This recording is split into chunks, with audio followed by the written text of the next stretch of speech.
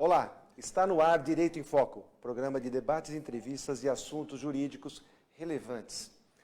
Hoje nós vamos conversar um pouquinho sobre o tema precatórios. Essa questão chamou um pouco de atenção aí nas nossas chamadas, inclusive fiz uma chamada lá de Brasília, frente ao Supremo Tribunal Federal. Aí muita gente, você vai falar sobre os precatórios federais? Não, hoje nós vamos conversar sobre os precatórios. É aquela situação em que você entra com um processo contra a União Federal, ou contra o Estado, ou contra um município, ganha o processo, tem uma sentença transitada em julgado, e aí você diz, e agora o que vai acontecer? O que vai acontecer é que vai ser expedido um precatório e você vai ter que entrar numa fila para receber o seu dinheiro, os seus direitos que você conquistou com aquela sentença transitada em julgado. Para a gente entender um pouquinho melhor essa situação, hoje nós temos a presença do Dr. Ricardo Kassab, professor de Direito do Trabalho, de Direito Tributário, de Direito Empresarial, consultor jurídico, e acho que um dos tópicos mais importantes do currículo dele, ele é da turma de 1986 da Mackenzie, da qual também participei. Dr. Ricardo Kassab, um prazer tê-lo aqui. Muito obrigado. Obrigado, uma boa noite. Obrigado pelo convite. Espero que a gente consiga aí esclarecer um pouco sobre esse tema. É um tema extenso, longo, pesado muitas vezes, porque envolve muito dinheiro. Estamos aí. Vamos ver por onde que a gente pode ajudar o pessoal. Perfeito. Nós não temos a ilusão de um programa de 30 minutos como o nosso esgotar esse assunto, muito pelo contrário. Hoje nós vamos falar apenas de noções gerais aí para o nosso público poder ter uma compreensão um pouquinho maior sobre o tema precatórios. Claro. Muito bem, isso está previsto na Constituição, então a União, Estados e municípios e as fundações e autarquias somente efetuam os pagamentos. Universidades efetuam os pagamentos das condenações através de precatórios. Como é que funciona isso, doutor Ricardo? Bom, acho que é bom a gente primeiro conceituar o que é precatório. O precatório, na verdade, ele vem de uma expressão latina chamada, onde você busca o direito a alguma coisa. Você precisa receber alguma coisa. Então, quando você enxerga que o precatório é um direito, ele parte do seguinte pressuposto. Você tem uma discussão judicial contra um ente público. Esse ente público, ele deve alguma coisa para você, quer seja na área trabalhista, quer seja na área civil, quer seja na área de desapropriação, e ele precisa te pagar isso aí. No Brasil, nós temos uma peculiaridade. Qual é essa peculiaridade? A gente chega a não poder executar o poder público. O que quer dizer isso? Quando você tem um processo contra uma pessoa física ou jurídica, você terminou o processo, você começa um processo de execução. Então, essa pessoa ela se vê obrigada a te pagar por força de uma determinação judicial. Você intima para pagar ou você vai penhorar os bens? Isso, vai buscar os seus direitos financeiros de uma forma geral. No caso da nossa poder público, ele se furta a isso, ele não precisa fazer isso. Por que ele não precisa? Porque ele é protegido. Os bens públicos são empenhoráveis? Sempre são empenhoráveis e você não pode executá-los. A gente cai, inclusive, naquele processo da reintegração de posse. Uma posse dada a alguém e o bem é público, ela não tem validade. Então, por isso que o poder público vai e reintegra sempre a posse dele. Né? Você não tem uso capião contra o poder público. Por quê? Por causa disso. Os bens públicos são absolutamente intocáveis. E por que razão? Porque eles são de todas as pessoas, né? Isso, claro, é uma questão muito sensível, muito hipotética, a gente tem sempre que avaliar dessa forma. Pois bem, em conseguindo essa sentença transitada em julgado, a gente consegue levantar um direito que ele é absolutamente tranquilo e recorrível. Como se faz a cobrança desse precatório? Você tem que encaminhar ao presidente do Tribunal de Justiça do Estado ou ao presidente do Tribunal Federal que você está tramitando esse processo e pedir a ele que enquadre esse número, esse valor, na conta de precatórios. No orçamento? Não, na conta de precatórios. A partir desse momento, o presidente encaminha para o Poder Executivo para aí sim ser colocado no orçamento do Estado, do município ou da União. São valores definidos e fechados. Por que não se paga isso? Por uma razão muito simples, porque o número é definido. Você não tem um número absolutamente aberto. Ele te leva, melhor dizendo, a esperar numa fila. É uma loucura? É uma loucura. É uma impropriedade em alguns momentos. Mas nós temos que olhar também o lado do poder público. Como nós temos o princípio da legalidade, o poder público não pode fazer nada que extrapole o que está na lei. O que a lei diz?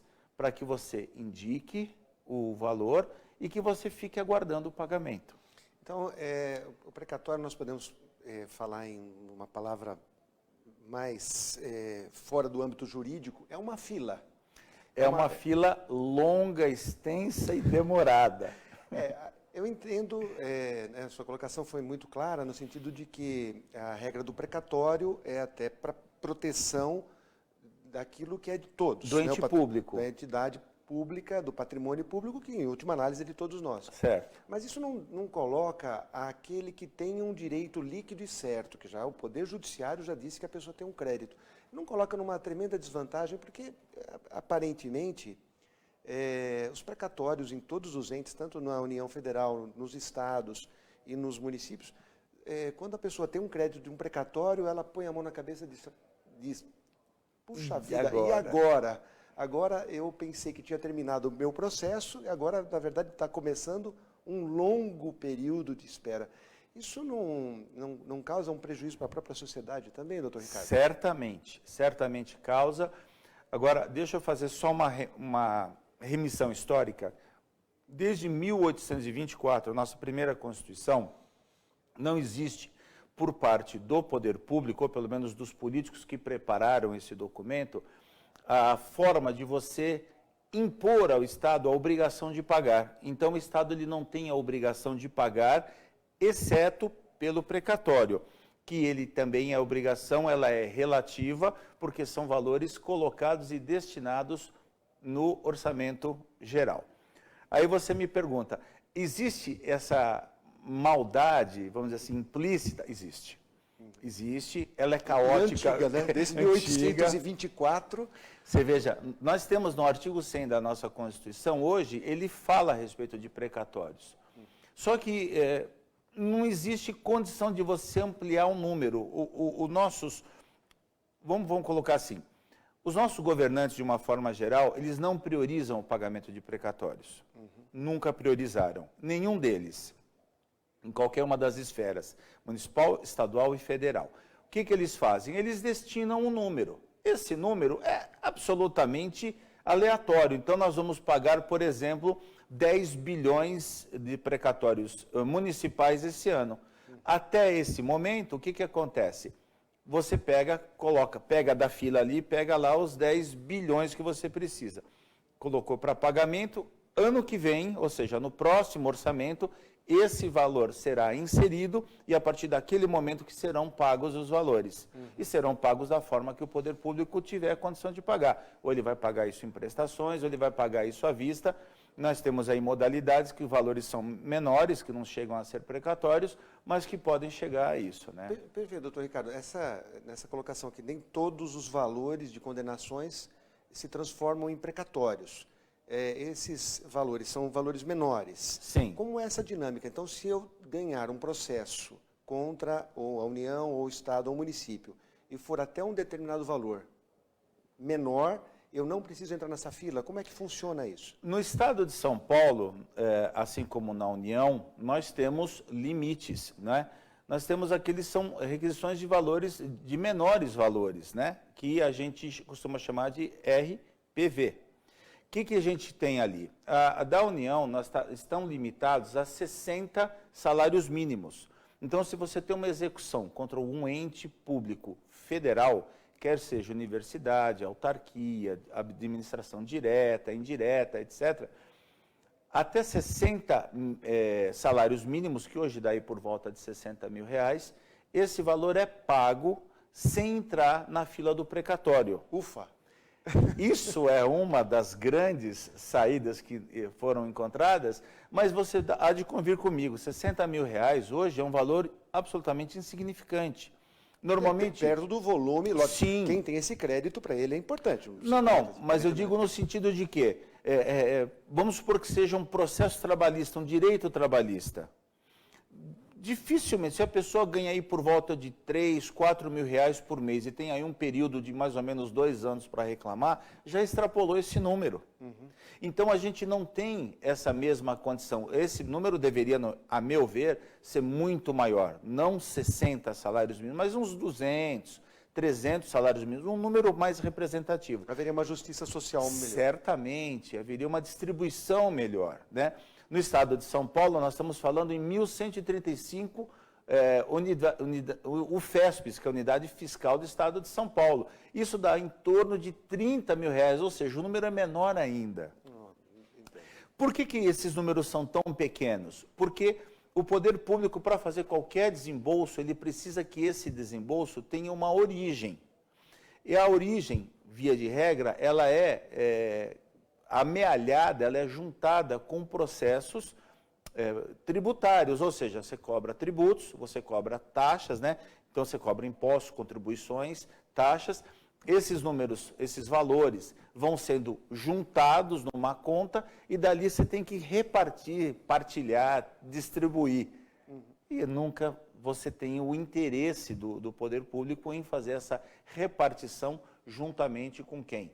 Com as pessoas que mais precisam, que são justamente aqueles que são favorecidos por processos judiciais que se transformaram em precatórios. Agora, nessa situação, doutor Ricardo Kassab, essa demora no pagamento dos precatórios, oriunda dessa dificuldade orçamentária que a maioria dos entes demonstram e alegam e até comprovam, né? Tem dificuldades de arrecadação, tem gastos... Malversação do dinheiro público e todas aquelas que a gente já conhece. Lamentavelmente, né? Esse é um dos principais motivos. A tristeza. Gera um tempo muito grande e, aparentemente, um tempo muito grande para o recebimento desses precatórios. Sim. E acaba gerando uma expectativa de recebimento que não é cumprida e gera um mercado, vamos dizer, um mercado paralelo, onde pessoas tentam antecipar esse precatório. Então, eu gostaria de conversar com o senhor sobre esse tema depois dos nossos intervalos. Como é que funciona isso, se é que existe, se é que isso é legal, a compra e venda de precatórios futuros por dinheiro presente. Depois dos intervalos, nós voltamos. Olá, estamos de volta com o programa Direito em Foco, programa de debates e entrevistas de assuntos jurídicos relevantes. Hoje nós estamos conversando com o Dr. Ricardo Kassab sobre precatórios, não é? Eu estava dando uma olhada aqui nas redes sociais. Obrigado aí à nossa audiência, né? Todo mundo que tem acompanhado nossos programas, muitos estudantes, muitos acadêmicos, alguns aí da Mackenzie nos prestigiando. Muito obrigado, muito obrigado. A USCS e a Faculdade de Direito de São Bernardo, sempre em grande quantidade aí nos prestigiando, mandando algumas perguntas. Continuem assim. Sempre é um prazer responder as perguntas. Nós não respondemos ao vivo, mas durante a semana a gente vai, com certeza, dando todas as respostas. Com certeza, o doutor Ricardo vai nos auxiliar nesse aspecto. Terminamos o primeiro bloco falando sobre a questão da demora, né, do pagamento dos precatórios. Lembrando um dado, né, somente os estados, doutor Ricardo, segundo um dado que eu consegui levantar, recentemente, os estados, a somatória dos estados dá em torno de 71 bilhões em estoque de precatórios não pagos. Não duvido. E essa situação gera um certo desconforto naquelas pessoas que receberam, que ganharam os processos judiciais, veem seus precatórios lá na fila e percebe que a fila é muito longa, que vai demorar muitos anos. E aí é uma situação de possibilidade, né? Anúncios e propagandas e pessoas enviando mala direta, dizendo, olha, você tem um precatório que você vai receber mais ou menos lá em 2030, olha, você tem aí R$1 milhão para receber, olha, eu te pago aqui R$200 mil e eu compro o teu precatório, você recebe 200 mil. Doutor Ricardo, essa é uma realidade que a gente vê. Isso é legal, isso é possível, isso é viável, economicamente é viável, é melhor a pessoa esperar até receber o seu precatório na data certa. Enfim, como é que as pessoas podem se posicionar diante dessa situação que para muitos é desesperadora? Eu acho que a gente tem que primeiro fazer uma análise aí de contexto. Qual é o contexto que a gente tem que enxergar? Qual é o tempo que vai demorar para você receber esse precatório? Então, essa é uma primeira pergunta. Há um mercado, de fato, paralelo, né, que a gente costuma avaliar aí, de vários precatórios, de várias empresas, tem interesse na aquisição desses precatórios para quitação de tributos federais, de uma forma geral. Então, você tem uma dívida com o INSS, com a Receita Federal. Então, você adquire esse precatório e encaixa esse precatório num processo para tentar fazer uma compensação entre o valor que é devido pelo poder público e o valor que é devido pelo particular, pelo contribuinte. Como funciona isso? É um mercado, de fato, que tem sido bastante comum aí, a gente tem visto muitas operações nesse sentido. Você vai atrás, você encontra uma pessoa que ganhou um processo, quer seja um processo trabalhista, quer seja um processo de desapropriação, quer seja um outro tipo, uma indenização qualquer, a pessoa ganhou o direito desse recurso e ela não sabe o que fazer depois de passados aí quase 10 anos de processo. Ela tem uma sentença transitada em julgado, então ela entra na fila do precatório. Aí ela tem ali um acúmulo de recursos, 1,5 milhão, 2 milhões, 3 milhões, às vezes valores muito maiores do que esse, coisa de bilhão mesmo de reais. Existem empresas que são escritórios, né, que são especializados nesse tipo de conduta. Eles procuram essas pessoas, fazem com eles ali um contrato na aquisição desse bem, né? Que bem é esse? É o direito ao recebimento do precatório. Como funciona isso? É um negócio mercadológico. Você coloca para o cidadão o seguinte: olha, eu quero te pagar 30% desse número. Aí cabe à pessoa que tem interesse em vender ou não, ela diz, pode dizer não, que eu não quero vender, eu quero aguardar o recebimento. Ela fala, não, 30% é pouco, eu quero 60%. Então, começa aquele debate e é, de fato, um mercado. Quer dizer, o mundo ideal seria não ter necessidade dessa espera. O mundo ideal, exatamente, é assim. Como funciona nos Estados Unidos? A gente tem sempre uma referência americana. Ótimo, né? ótimo. Como funciona nos Estados Unidos? Estados Unidos, se o governo, quer seja do condado, quer seja do estado, quer seja do município lá da cidade, quer seja da União, não importa, ele não cumpriu, ele toma um processo na cara de cobrança e de responsabilização dos gestores públicos. Então, o poder público lá deve para alguém, vamos supor que você tem ali, você é o estado de Nevada, que é um estado que é praticamente só deserto. Então, você quer pegar um pedaço ali para treinar o exército americano. Muito bem. Desapropria. Você desapropria. O dono lá do imóvel, quem é? É o estado de Nevada ou é um particular? Não, é um particular. Então, esse cara vai ser indenizado. Quanto custa a indenização dele? A indenização dele vai custar, sei lá, $1 bilhão.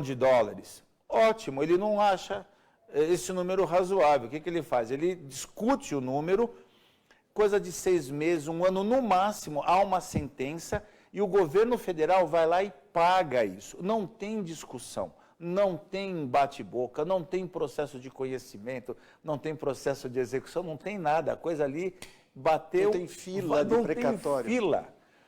Porque se o gestor público, de alguma forma, usar de algum artifício, veja que eu estou dizendo assim, muito ponderado, se de usar de alguma forma, algum tipo de artifício, o que você pode fazer ali? Você pode processá-lo e ele pagar com os recursos dele aquele valor, aquela dívida. Então, muito disso é por causa do nosso sistema de justiça, o nosso sistema constitucional, e isso nos leva a essa loucura que é ficar aguardando, Até sentado essa em criação cima de um disso. mercado por um erro, por uma estrutura equivocada do próprio Estado, Exatamente. gera esse mercado. E nós temos que avaliar um outro aspecto também, que vai um pouco mais adiante, que é o seguinte: eu posso dar um precatório em pagamento a uma dívida tributária, o poder público não aceita. Então você tem que impor isso ao Poder Judiciário para que esse Poder Judiciário force o recebimento. Só que existem leis hoje que protegem o Estado. Então é o seguinte: eu tenho uma dívida, eu, Estado, eu tenho uma dívida para pagar um particular. Muito bem, esse particular, ele adquiriu o direito de me cobrar de um terceiro. Como é que funciona isso? Então, é um caos, realmente, é um caos jurídico. Só esse assunto dá um programa, hein? Certamente dá. Então, a gente vê que essas questões são questões, assim, muito delicadas. Por que elas são delicadas? No meu modo de ver, o direito ao recebimento, ele é inalienável, ele não poderia ter essa discussão, ter essa enrolação, esse tempo perdido, não. Ele deveria ser algo assim, muito mais claro, objetivo e quitar. Você falou em 70 bilhões só dos estados. Agora, a União deve Estado ter de São algo... Paulo, 23 bilhões. A União deve algo como umas 6 a 8 vezes esse número. É um número absolutamente incomensurável. Você não tem por onde nem de que forma buscar isso aí. Perfeito, doutor Ricardo. Aproveitando, já respondendo de forma antecipada aqui uma pergunta que nos vem pelas redes sociais, antes da gente encerrar o programa, que lamentavelmente já está chegando ao final, há uma pergunta que nos chega aqui, que é o seguinte: se a fila dos precatórios, se ela é igual para todo mundo, ou se tem alguma prioridade, se tem alguma fila que anda mais rápido do que as outras dentro do próprio órgão. Esse assunto nós acabamos não falando, foi oportuno aqui, por isso que é importante a sua participação no nosso programa. Doutor Ricardo, as filas são iguais? Tem algum tipo de prioridade? Não, tem prioridade. As mesmas prioridades que nós temos hoje, as prioridades legais, que são as pessoas com mais idade, as pessoas que têm alguma deficiência, pessoas que têm algum outro tipo de prioridade, elas são encaixadas e são colocadas adiante no nosso ordenamento jurídico. Então, elas são colocadas na frente daqueles que não têm as prioridades. O amigo do amigo não entra nessa história, não. Tem só a prioridade mesmo. Bom, nós estamos no Brasil, então as prioridades às vezes acontecem. O cara carteira, não teve uma ex-presidente aí, não preciso nem falar o nome dela, que ela conseguiu se aposentar no mesmo dia sem sair do gabinete dela na presidência da República. Então, existem questões que são feitas dessa forma. Para quê? Para que, de fato, haja essa situação. Agora, nós não podemos deixar de acreditar que um dia isso vai mudar. Eu entendo que pessoas, esses jovens que estão vindo aí, a informatização desses processos, o procedimento que está sendo adotado hoje deve sofrer algum tipo de melhora. Nós, no tempo que nós estudávamos, a probabilidade do recebimento de precatório era muito distante. Era coisa de 30, 40 anos. Hoje, você está aí por volta de 10 anos, 8 anos, dependendo do município, dependendo do estado e também da União. Porque foram feitos alguns ajustes na legislação de forma a apertar esse tipo de conduta do gestor público. É ele quem deve destinar um número cada vez maior. Agora, por que não se destina a isso? Porque no Brasil hoje se privilegia uma série de outros pagamentos, especialmente de salários, né, de funcionários nomeados, indicados, aquele sistema que a gente já conhece, ao invés de se quitar dívidas antigas com pessoas. Muitas vezes a gente não consegue ver o detentor desse direito receber. Passa para os seus herdeiros, passa para os seus sucessores e daí vai. Essa que é a parte triste. É a parte lamentável dessa situação dos precatórios. E a gente pode perceber que a legislação existe, ela procura dentro de um sistema que nós temos desde 1824, né? Já faz um pouco de tempo, que a estrutura é feita para que os precatórios não causem mais injustiças. Mas ela já é uma injustiça no instante, como disse bem o doutor Ricardo Kassab, uma pessoa tem o direito, por um trânsito em julgado de uma sentença, teria que ir lá e receber, não teria que ficar aguardando 10, 20 anos. Então, a legislação talvez não precise ser mudada, se for mudada para melhor, que assim o seja, mas a responsabilidade dos gestores públicos, que devem priorizar o pagamento daquilo que devem. A sociedade merece um melhor tratamento. Pessoas começam com seus processos, com seus direitos, falecem, a seus sucessores é que vão receber. E muitas vezes no desespero e ainda menos do que tinham direito, porque entram nesse mercado paralelo e dão lá desconto 20, 30, 40, 60%, dependendo do desespero.